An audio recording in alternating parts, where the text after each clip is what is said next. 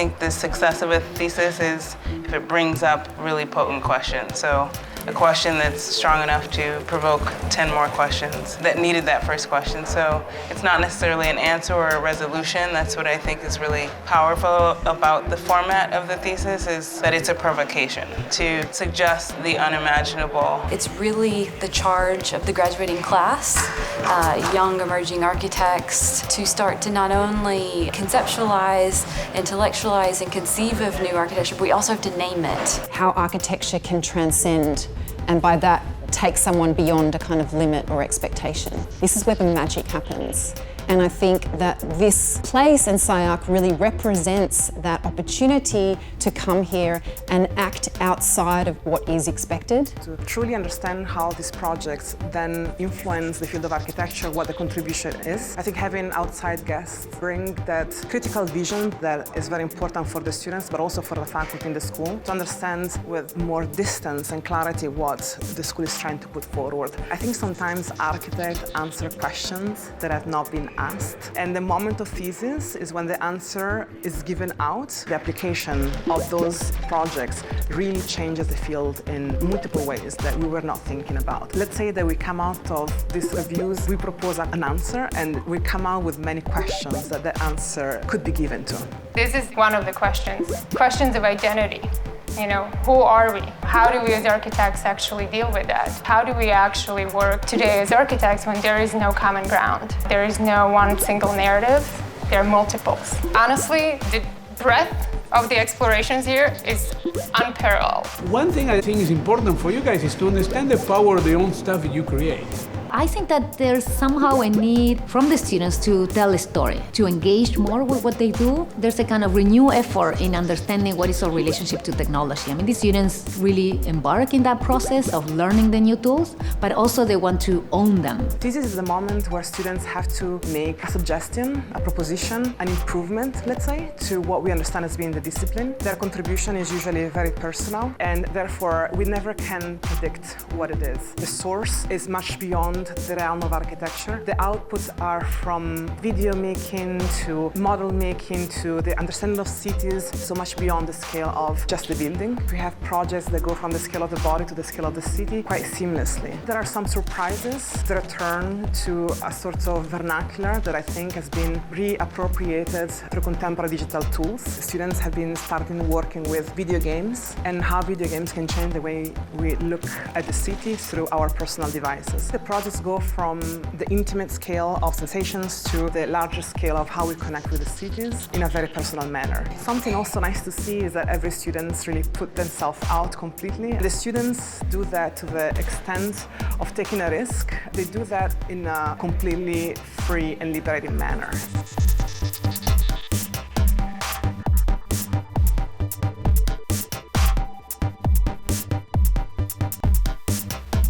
We created the spin room. And the spin room is an opportunity for students to have an extra review, a place where students had the opportunity to talk further about their work or even spin some of the comments that they received. The students had the chance to spin it in another direction in a one-to-one. So it's one student with one guest, a critic. People can see a conversation happening right after the review. After one review ends, students go into the spin rooms and continue, a kind of discussion. We have 60 people reviewing all the work. So what is fantastic is that the students get to listen to 60 voices in one weekend. And then the people really are coming from different institutions, from different disciplines. And also we have a lot of, really kind of young architects eager to kind of explore new territories and really see what's happening here at SCI-Arc.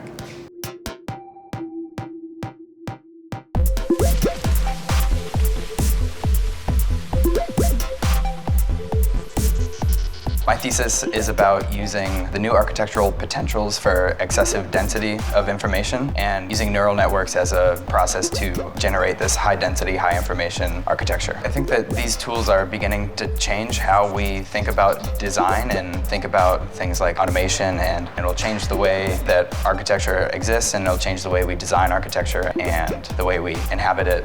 I think it has a huge potential. My thesis project started with the riddle, the house in chains, house in no chains.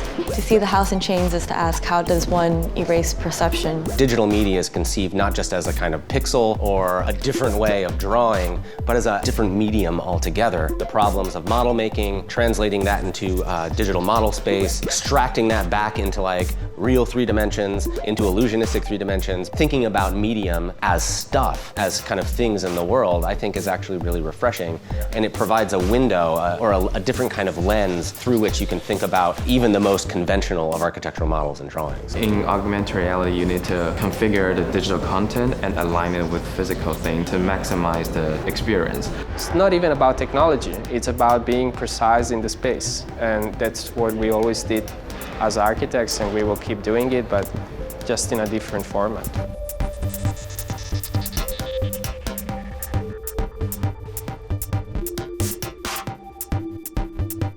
I decided that the way that I would tackle myth in my project was just to try and emulate the affect of myth, to try to produce a feeling of a myth even if you don't completely understand what that myth is. I used cinematography and film to elicit that feeling or that affect. The project's all about affect.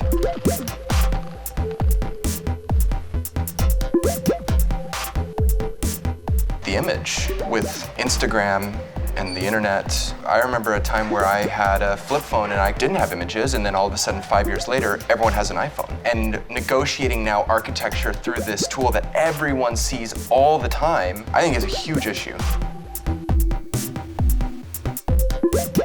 Different unfolding was used in architecture, and then all my study models have been investigations on how things can be unfold and fold back together. If you see it as an architecture model, how representative the materials should be, can we use something different to represent that kind of material?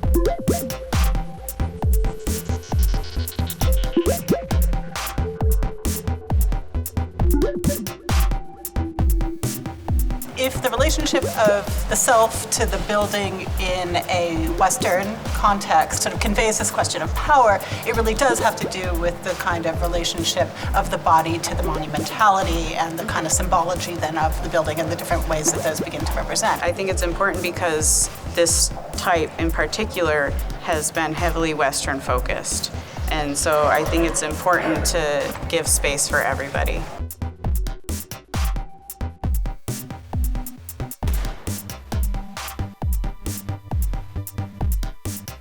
I think we are in a moment in which everybody's trying to deal with how to find a way to work through a notion about authenticity. And I think that brings a lot of interesting new ideas to the table, but also there is also a little bit of risk that allows us to keep revisiting certain familiar things, which I think is exciting, and it has a super positive energy, and also it has a very kind of a risky side.